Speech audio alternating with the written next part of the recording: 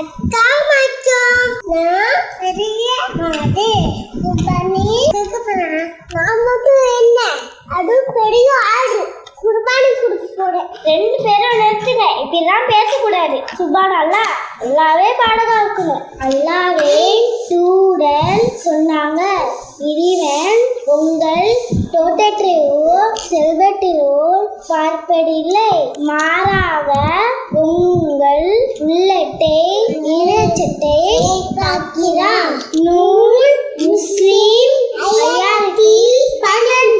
அஸ்ஸலாமு அலைக்கும்.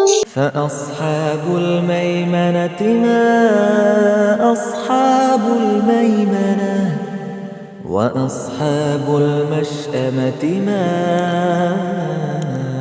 أصحاب المشأمة والسابقون السابقون